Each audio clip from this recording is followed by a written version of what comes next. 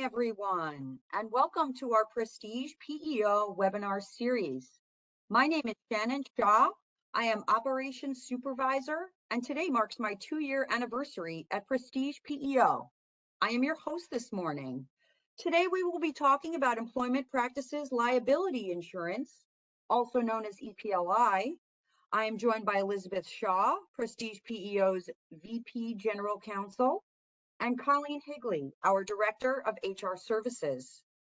Our webinar viewers are automatically muted, but we encourage you to utilize the chat feature for any questions you may have, and we will address them at the end of the webinar if time allows. If your question is not answered, we will follow up with you shortly after the webinar concludes. The webinar is also being recorded and will be posted on prestigepeo.com/webinars so that you can refer to it at any time. And now we'll get started with the webinar. Take it away, Liz and Colleen. Thank you so much, Shannon, for that introduction. I am Prestige's General Counsel, and Colleen is here with me today to discuss what businesses can be doing to protect yourself against EPLI claims and setting yourself up for success on that front. And we're also going to be talking about, what is an EPLI claim? What do you do to defend against it? And so we're going to be walking through a couple of different things. So on our agenda, we're going to be talking about EPLI basics. We're going to be talking about protected categories and what those mean. I'm going to be walking us through some claim and litigation trends that we've seen over the past few years. And I think that always gives us a little insight into what is happening in the employment area and what to be on the lookout for. And then we're going to be talking about some strategic HR things that we can be doing to protect ourselves as employers and really to set ourselves up for success when defending any kind of allegation of wrongdoing in the workplace. And then, on a practical level, we're going to talk about what you should be doing as a Prestige client if you get a claim. So, without further ado, Colleen, you have been doing HR for 16, 17 years. Yeah. And so we have seen a variety of things happen in the workplace. So we're going to share some examples today of what to do in those types of situations. But on a very high level, what does it mean to have an EPLI claim? So kick us off with those EPLI basics for us. Sure. Thanks, Liz. So let's talk about what EPLI is. Employment Practices Liability Insurance is insurance for your business that covers certain claims made by workers alleging their legal rights have been violated. This is important protection for businesses in an increasingly litigious society. The types of claims that are covered include discrimination, harassment, retaliation, and other types depending on the policy. Claims can come in various forms. You might receive a demand letter, which is a letter from a claimant or their attorney, demanding a sum of money or other relief for an alleged violation of an employment law. Employees can file charges of discrimination with the EEOC or state or local agencies alleging violations of EEO laws. It can also come in the form of a lawsuit filed in state or federal courts, outlining specific violations of law and demanding monetary or other relief. Right. So at a very high level, that's what it means to have an EPLI claim, one of those: demand letter, a charge, or a complaint, or a lawsuit. So what really does EPLI cover? And so when we're talking about a violation of employment laws, typically we're talking about protected classes. So in the 1960s, we had the Civil Rights Movement, and out of that, the Civil Rights Act of 1964 established what we call Title VII. And on a federal level, this established 5 key categories of protected individuals. And those are race, color, sex, religion, and national origin. So race would be the racial background of the individual, including characteristics associated with that race, like hair texture, or styling. Color would be the pigmentation of the person. Sex, male or female. Religion would be their deeply held religious beliefs. And then national origin would be the nationality that they come from. or what is in their background. So those are, on a high level, on the federal level, the 5 categories that were established under Title VII. But over the years, there were additional protected categories that were established on the federal level. So this means that all employers, in most circumstances, are required to follow and offer protections to individuals in these types of classes. So age would be an example of a protected category under the Age Discrimination in Employment Act. Pregnancy is another one. Disability under the ADA, I think a lot of us are familiar with that. Equal pay under the Equal Pay Act, and then military service under USERRA. And while there are other federally protected categories, these I think are ones that most employers are going to encounter in the workplace that they need to be aware of. But on the state level, states often can offer additional protected categories. So they might look at the federal level and say, you know what, that's not enough. We want to extend protections to additional individuals that we see as being at risk for discrimination in the workplace. So for example, we're going to be talking today a little bit about New York, California, and Florida, where most of our clients are based in one of these states, or they have, a high level of EEO issues in the workplace. So in New York has decided that sexual orientation, gender identity or expression, domestic violence victim status, arrest or conviction record, and familial status are additional categories that are protected under New York law. California also similarly has some of those same protected categories, but they also protect citizenship status, medical condition, AIDS and HIV status, political affiliation. So they've taken it a step further. And I think most of us are aware California tends to be heavy on their laws. So it's really not surprising that we see a greater number of protected categories out in California. But even states that typically defer to federal law in most employment law contexts have also additional protections for certain employees. So for example, in Florida, marital status is a protected category, as is sickle cell traits. Again, we see domestic violence victim status as being something that is protected, and AIDS and HIV status as well. I do want to point out that domestic violence victim status is one that we have seen really gain traction in a variety of states over the last few years, and I think we'll continue to see that one be something that states adopt as a protected class. So what does this mean in terms of claims and litigation trends?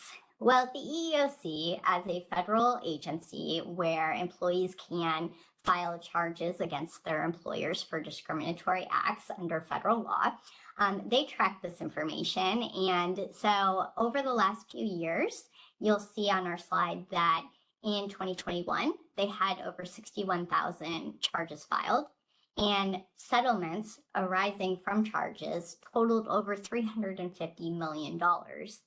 In 2022, we see an increase of almost 20% to over 73,000 charges filed. And settlements for 2022 were over $342 million through the EEOC. So that's huge. Those numbers are definitely not small. So it's important to be aware that there are a lot of charges out there. They result in a lot of monetary implications for employers. But the EEOC additionally has taken a pretty cool step in breaking down these charges per state so that you can really see what is trending in the state in which you have employees in. So we put a link here on our webinar to the EEOC's website. We're not going to talk about every single state, but we are going to hit on some ones that have some interesting trends to take a look at. So for example, in New York, for the EEOC, over 6,000 charges were filed in 2021 for New York. And as you can see, disability, sex, race, and retaliation are all higher numbers for the types of claims that are being filed. I think it's pretty, interesting to at least know how little religious discrimination claims are brought in New York. I thought that was an interesting number. But, to also see how high things like disability are in the state of New York. So we're going to talk later about disability specifically and what employers can do to make sure that they're doing the things they need to do. So if we look at California, they have over 9,000 charges filed in 2021. And again, you'll see that sex, disability, and race are ones that are pretty high up there in terms of the types of charges filed. But then you'll also see that retaliation is high as well, coming in at over 2,000 charges. And so I think that's, an interesting, comparison between the number that are filed in New York versus California. But I think a lot of times we're lulled into this idea that, California is so litigious that that's where we're going to see the most claims filed. But that's not true. Because in Florida in 2021, there were over 12,000 charges filed. So that number really is substantially higher. It's almost double than it is in New York. And again, we're seeing a high number of the charges being filed as sex, disability, or race. But I think notably on this slide for 2021, you'll see that retaliation claims in Florida were over 3,000. And that is just huge. That number is double what it is in New York for the same year. And so it's interesting to see that that's the case in Florida, because I think a lot of times employers there kind of think, it's not that big of a deal. But as we can see, retaliation claims are really, really high in the state of Florida. So what are our takeaways from just looking at those three states? I think the takeaway is that retaliation claims across the board were high for all of them. And I think that's consistent in other states as well. And then we also are seeing that disability claims have been on the rise as well. So I think those are two areas that employers should be extra sensitive to as they're looking at issues in the workplace to make sure that they're doing the things that they need to do, which we'll talk more about in just a little bit. There are some other federal trends that we're seeing though as well. And LexisNexis, they do research into the types of employment law cases that are filed, the amounts of damages that, result from those claims. And in 2022, we saw over 20,000 employment law cases filed in federal court alone. And just for all of our New York friends out there, 2020 to 2022 showed that the most employment law cases were filed in the Southern District of New York. So I thought that was interesting, take away that there are so many that are filed that New York is leading the charge there. And then we saw from 2020 to 2022 that $1.2 billion in total damages were awarded for class action settlements related to employment law cases. So these numbers are definitely not ones that you want to ignore in an increasingly litigious society that we talked about earlier. And it's also important to know that while those statistics are things that we talked about on the federal level, that there are also state and local protections for employers. So like we talked about with New York, adding in domestic violence, victims as protected categories, there's also additional venues on the state and local level that employees can avail themselves to file claims. And those numbers are going to be substantially higher than they are on the federal level. A lot of times EEOC charges can be dual filed on the state and the federal level. So we see them in both places. And a lot of times, additionally, states and localities will give more time for employees to file a charge or complaint. So I think that's something, additional to keep in mind. So on the federal level, typically employees have 180 days to file an EEOC charge, but on the state level, that number is often double that.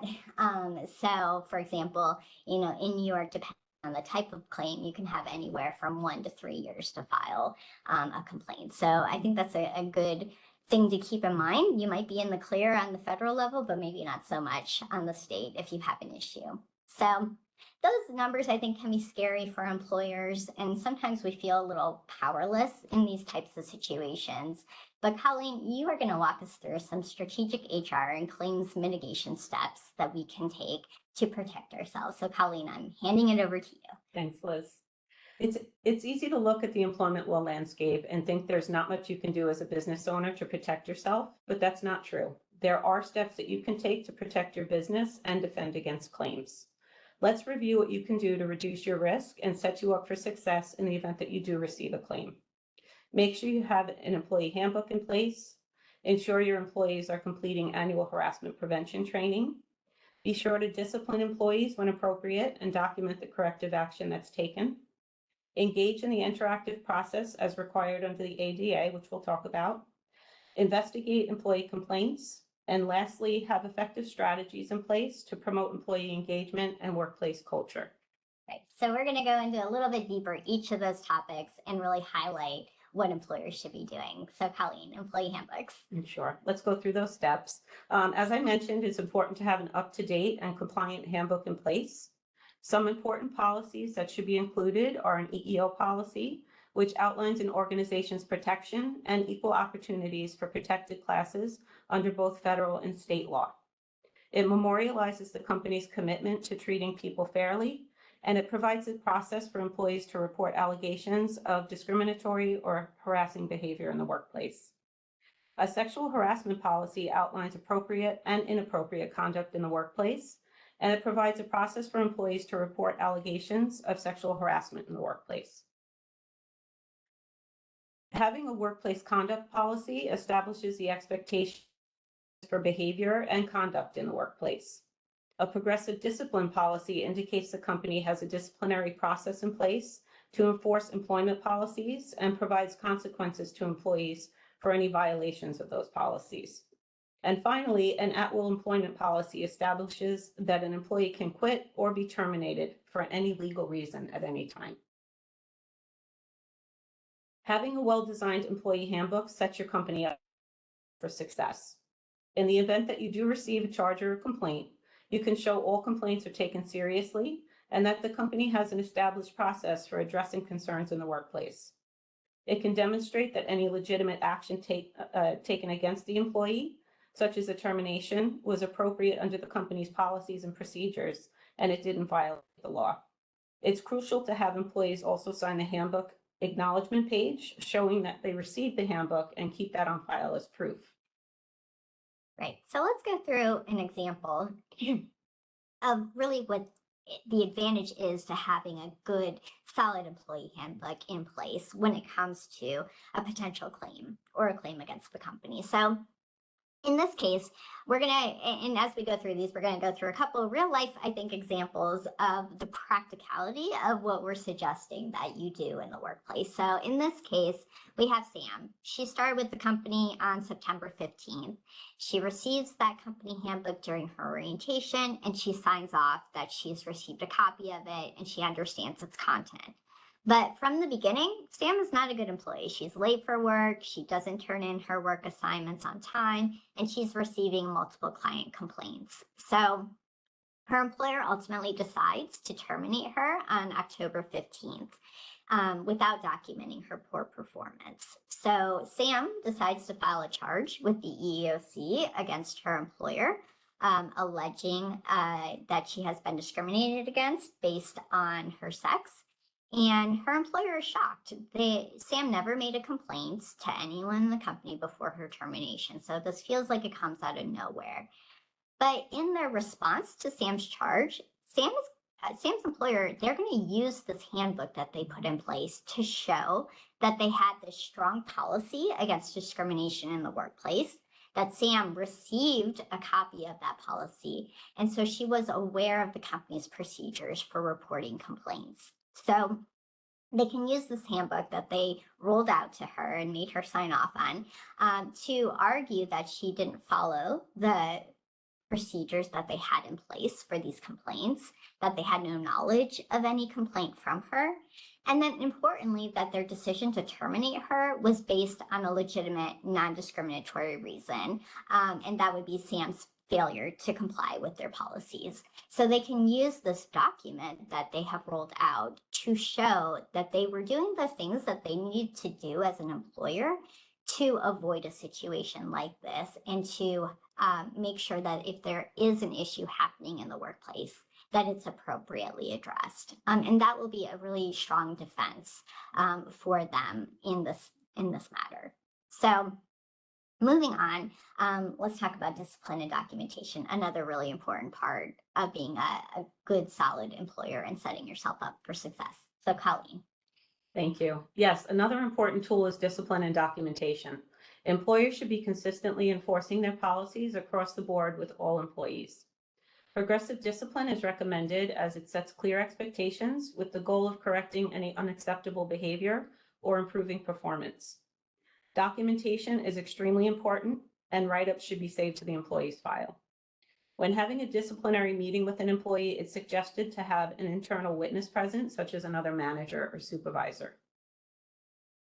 Right. So let's do another example of how doing discipline and documentation, even though it's hard and it's uncomfortable, and sometimes it just feels burdensome, how it can really help you in this type of a situation. So let's revisit Sam. She was hired on September 15th, but in this case, from the beginning of her employment, again, she's not doing the things she needs to do. She's late for work, she doesn't turn in her assignments, and she's receiving multiple client complaints. But in this fact pattern, Sam's employer is going to document her for these issues. So they write her up on September 28th, October 5th, and October 15th. And then ultimately they decide on the 23rd that they're done working with her. They terminate her after she receives her third client complaint. She files a charge against her employer, again, alleging she was discriminated against based on her sex. Sam's employer is shocked. She never made any kind of discrimination complaint to anyone before her termination. So in their response, the employer is going to be able to take these write-ups that they did to show that, once again, they had that legitimate, non-discriminatory reason for terminating her. So look, ultimately, it didn't have anything to do with her sex. It absolutely had to do with her performance and her inability to really do the job. So they're going to be able to produce these copies from her disciplinary file to back up this decision to terminate her.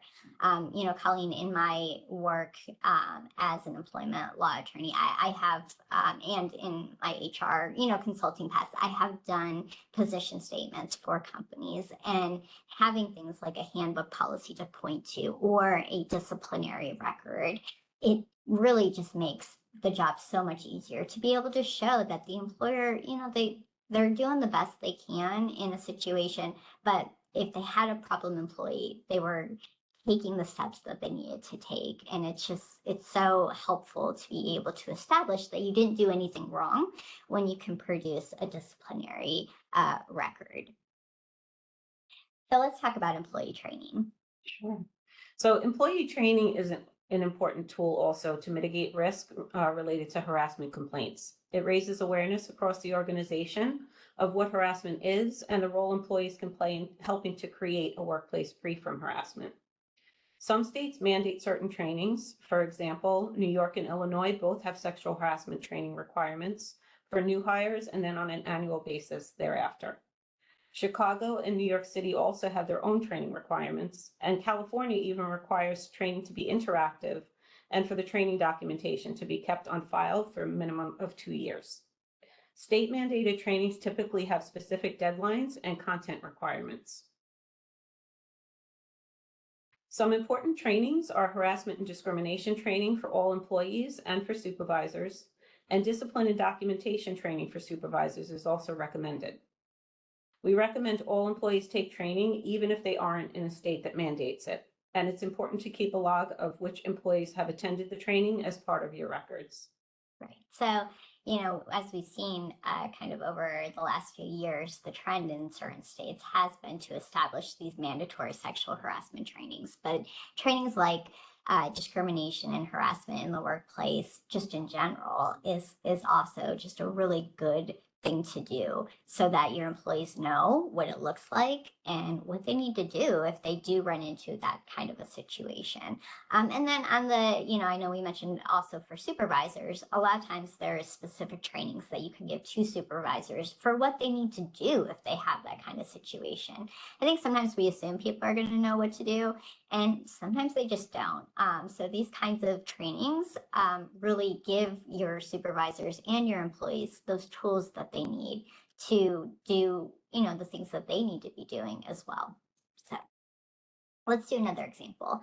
Dylan, he was hired on April 15th. He completed the company's mandatory sexual harassment training during his orientation. But from the beginning of his employment, Dylan is, again, just not a good employee. He refuses to do his job or attend company meetings. So after the company deals with this behavior from him for a few months, they decide to terminate him on October 23rd. But he files a charge the EEOC saying that his employer, that he complained to them of sexual harassment and that this was the reason why he was fired. It was due to his complaint. The company in this case is surprised because he didn't make any kind of sexual harassment complaint to them.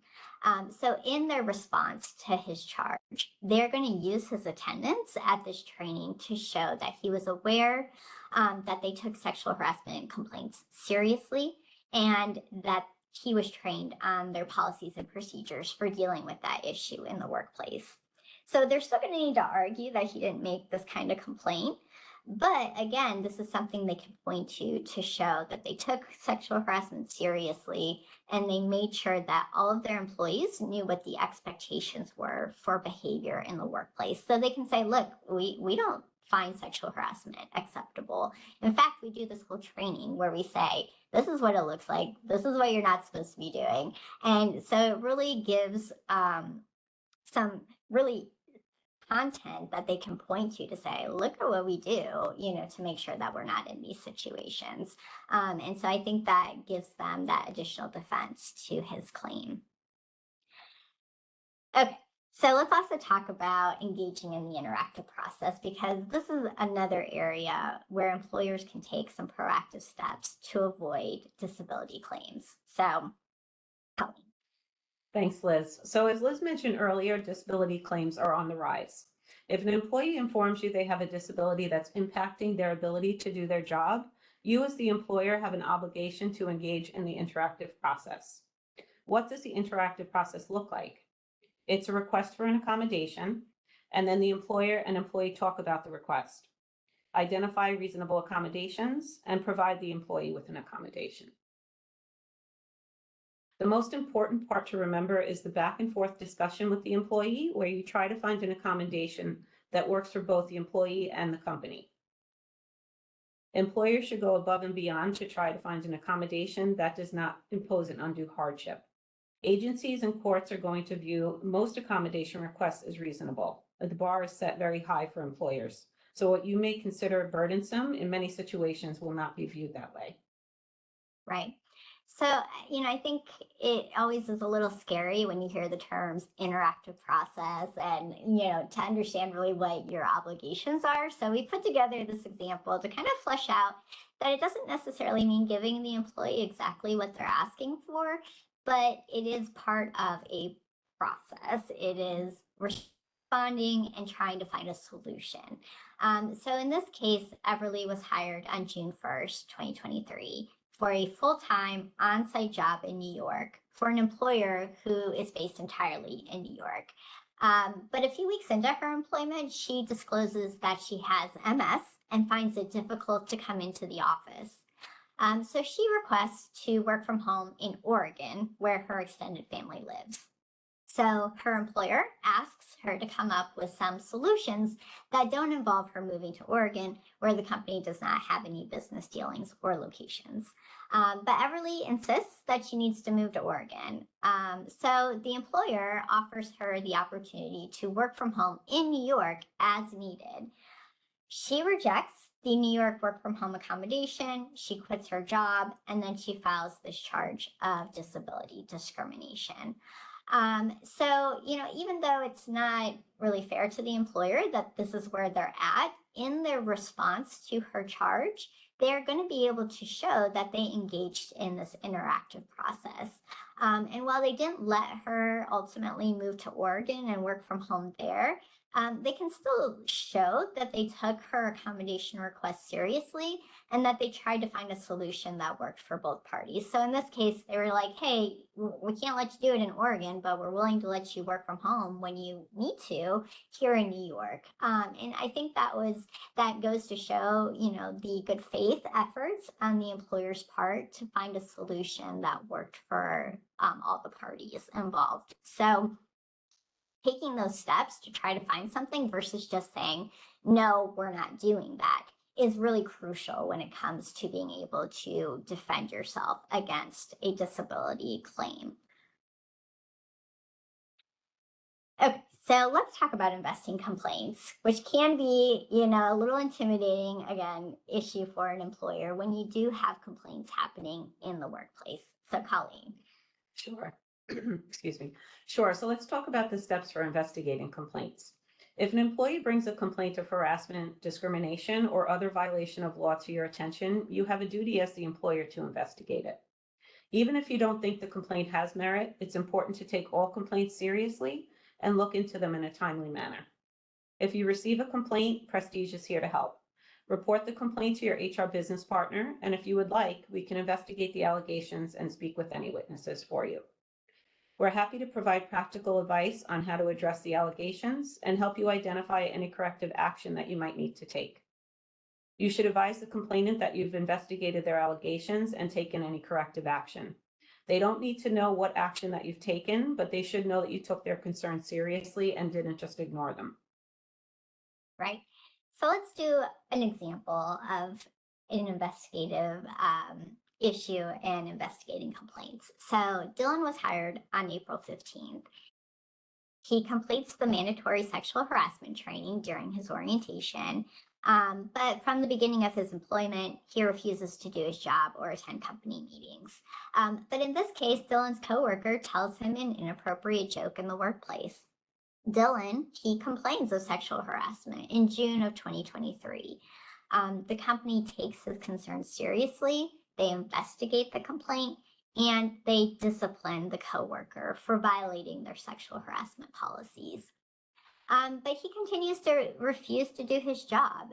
So after dealing with Dylan's behavior for a few months in October of this year, Dylan is terminated. He files a charge with the EEOC claiming that his employer terminated him because he complained of sexual harassment in the workplace. So in their response to his charge, the employer can show that they took his complaint seriously and they investigated it and they took corrective action. So they then will argue that they had a legitimate non-discriminatory reason for terminating his employment that has nothing to do with his complaint.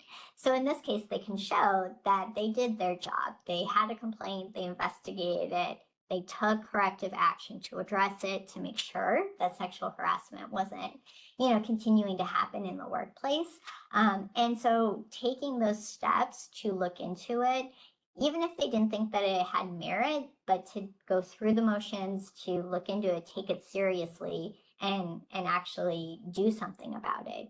Those things are now defenses that they can use to show that they don't just let sexual harassment happen in the workplace, and that ultimately, in this case, he wasn't a good employee, and their decision to terminate him had nothing to do with his prior complaint.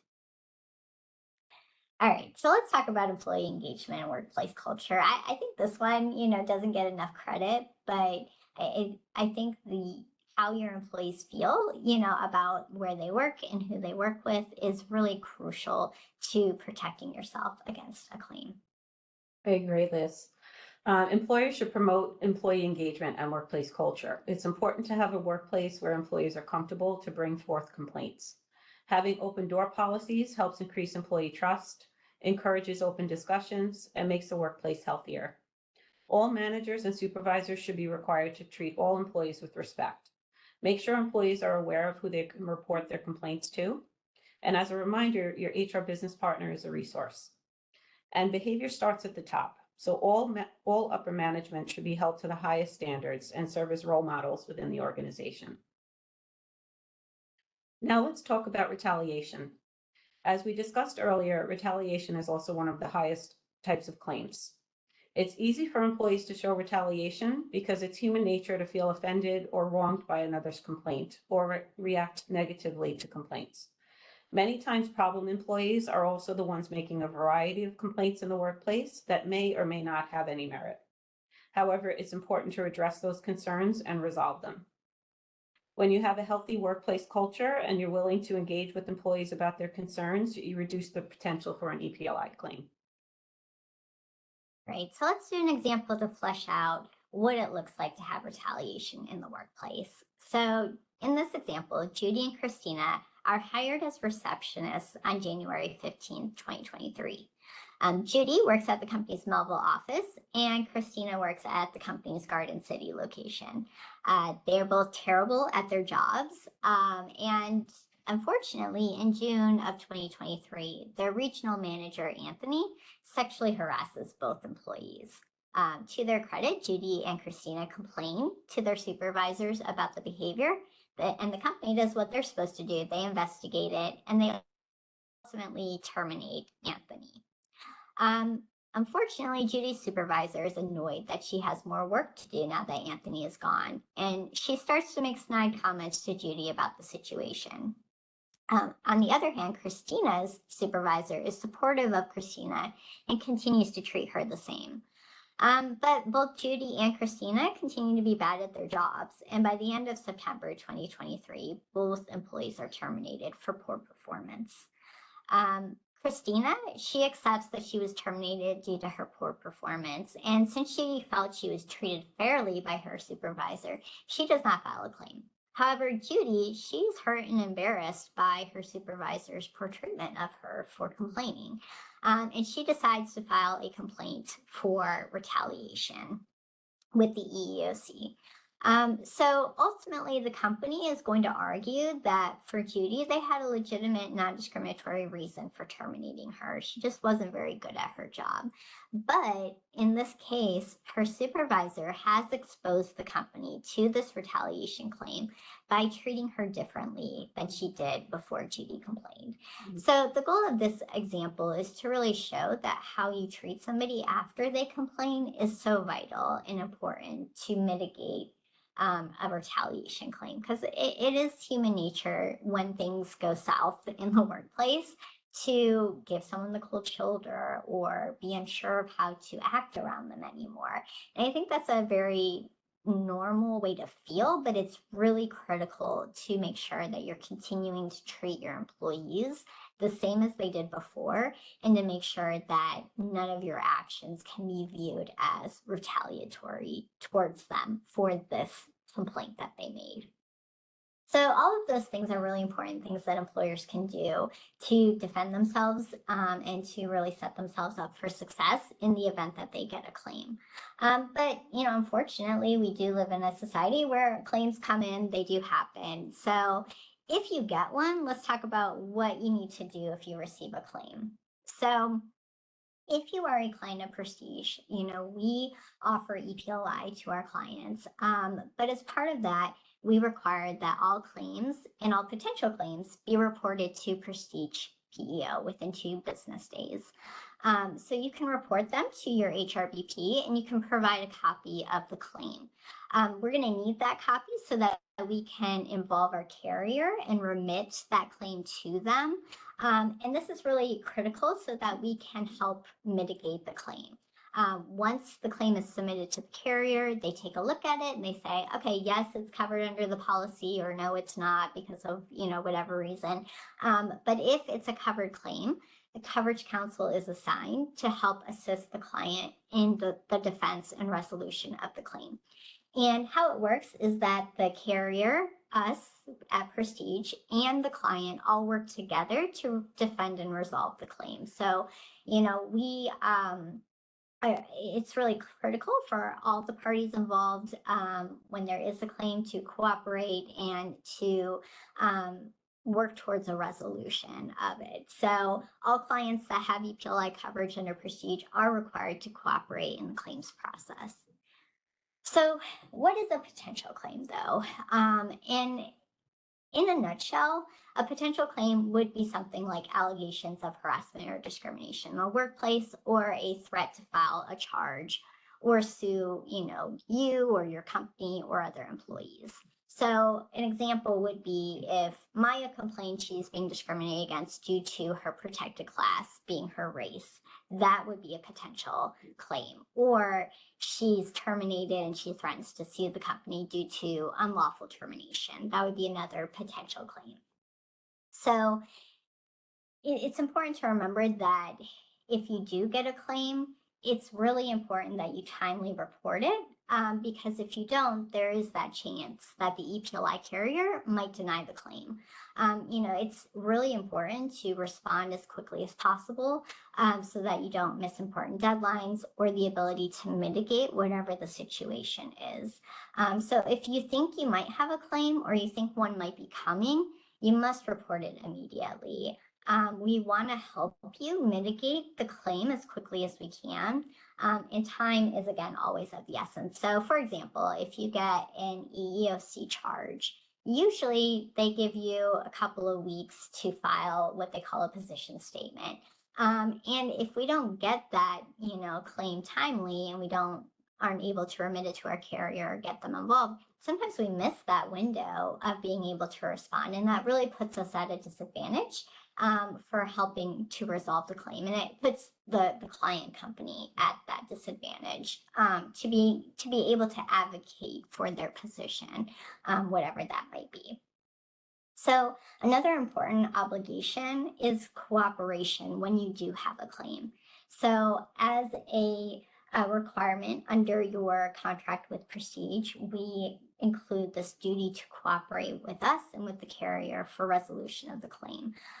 We're all, in those types of situations, we're all looking for the same end goal. We want it resolved. And a failure to cooperate in trying to do that, can result in a denial of coverage. So we want to help resolve issues in the workplace as soon as possible so that you don't get a claim. But sometimes it happens. Sometimes as the employer, you don't necessarily do all the things you should have done as the employer. But, at that point, when you have that claim, we're not looking to point the finger at you. We're looking to help you resolve it. That's good for you. That's good for us. So it's good for you in terms of being able to resolve it without hopefully spending a lot of money on attorney's fees and, resolving the issue or defending against it. And it's also important for our ability to offer, good EPLI rates and coverage, to our clients. So we're, collectively working towards the same goal.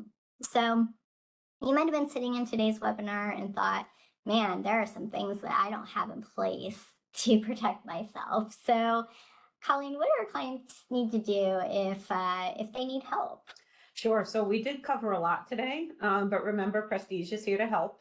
As a client, you do have access to our federal and state handbook. And if your company doesn't have a handbook in place, please reach out to your HR business partner and they can assist. Your HRBP can provide you with guidance on workplace issues and give best practice advice. You also have access to a variety of trainings on our LMS platform. And be sure to visit our website for compliance updates as well as other manager resources.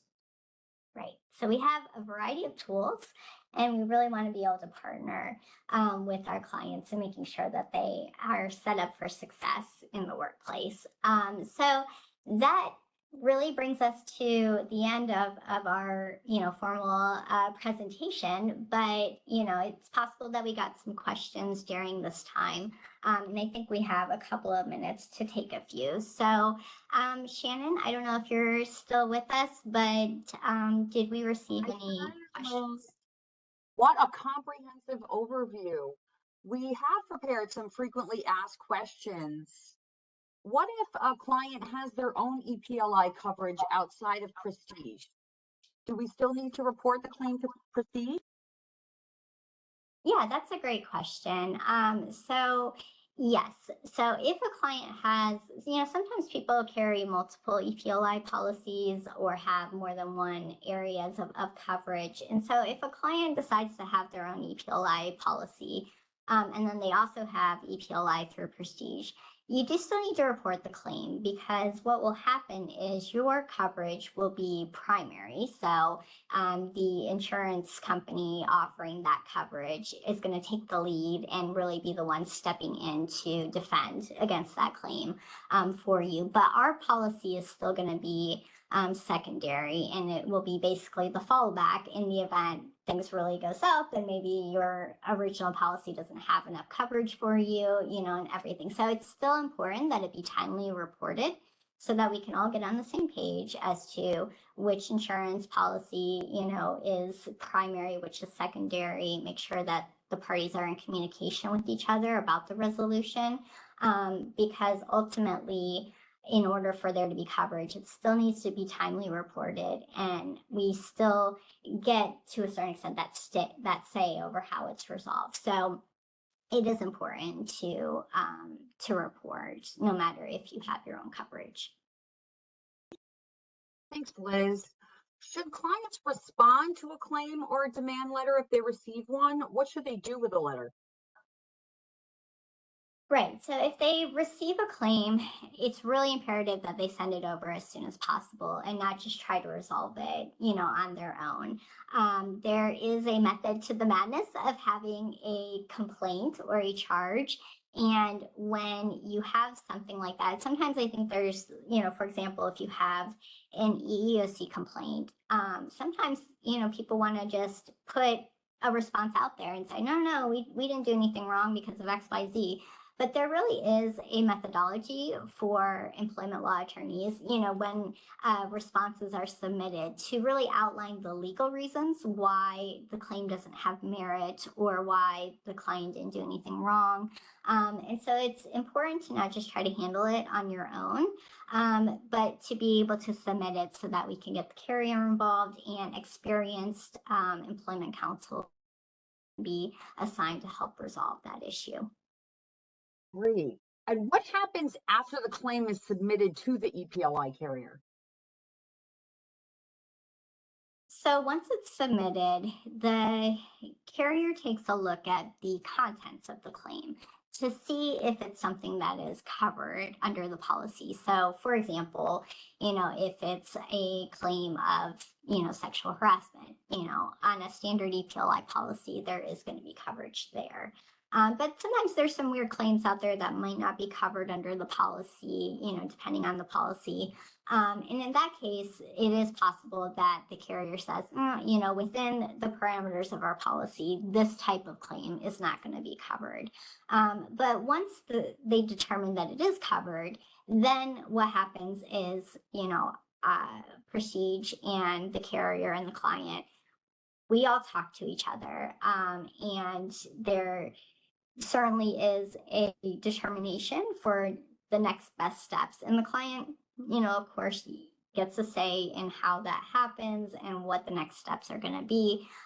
But that communication is really essential so that the carrier knows what's going on, the, defense counsel who is assigned, that they have the opportunity to weigh in and give guidance and everything. And so that we know what next steps are going to be in resolving the claim. So sometimes there's options depending on the type of claim for, potentially mediation, or maybe it's something where, defense counsel can push back and go to, a employee's attorney and say, no, like the story your employee told you is false. Here's the real information. And sometimes that can resolve the claim. So really, it just depends on the circumstances and what's happening. But having that involvement and that higher skill set of an experience is really important in resolving these types of issues.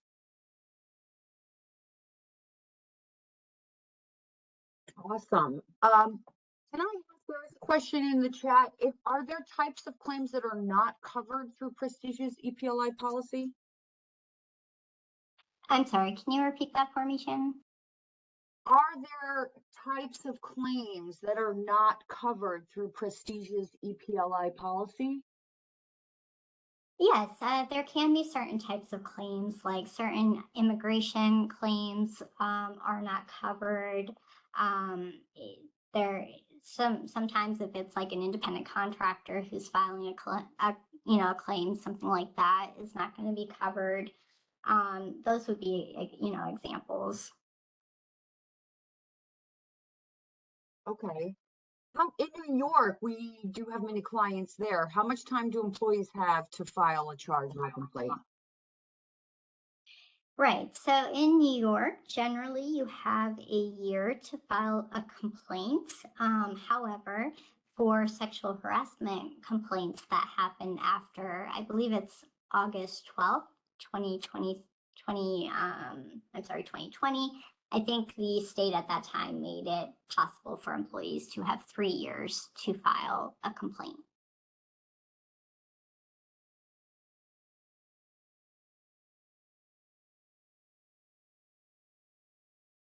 Thank you. We have a question. What do I do if I have an employee who's made unfounded complaints and has performance issues?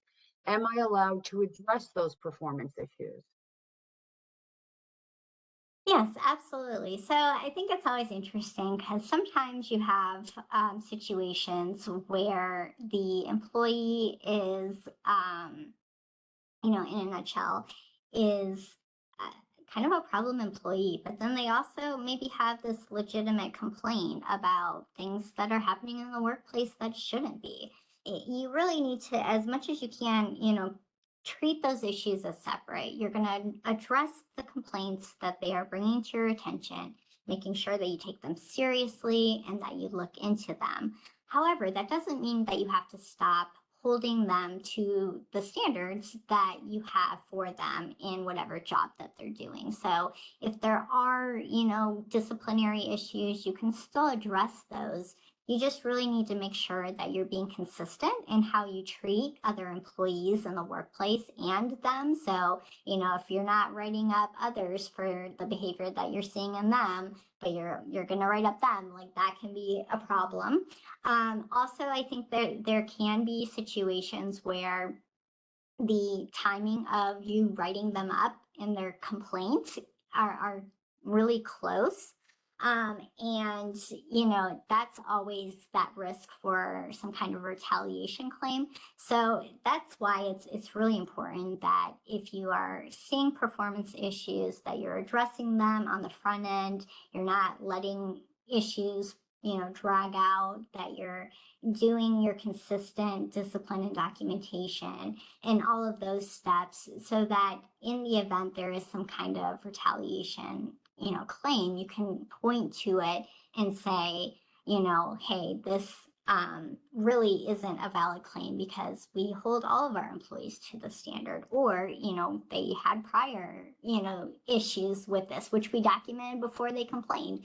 The more you can be consistent and fair to your employees, the less exposure that you have when you do have an employee who has both disciplinary issues and complaints in the workplace.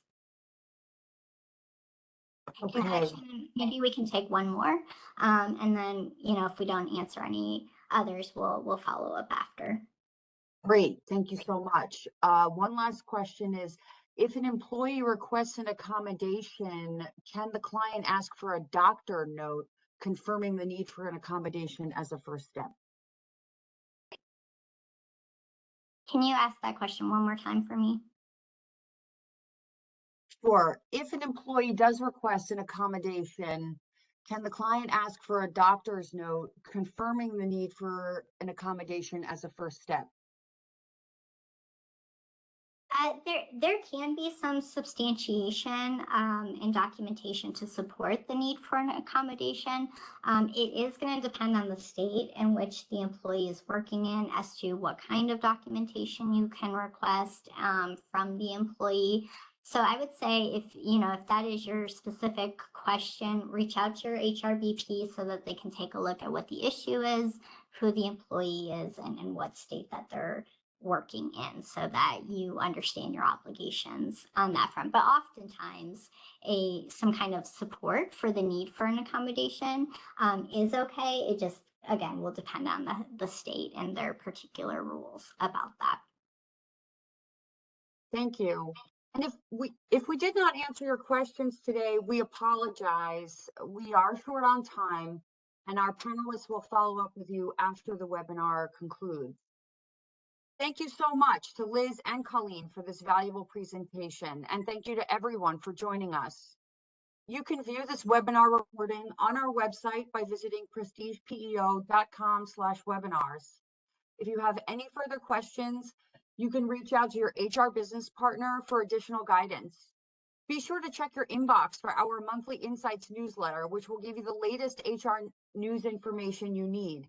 And you can also follow us on Facebook, LinkedIn, Instagram, and Twitter for current happenings at Prestige and the latest information.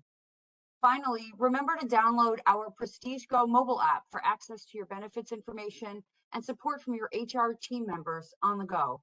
Thank you all, and we'll see you next time.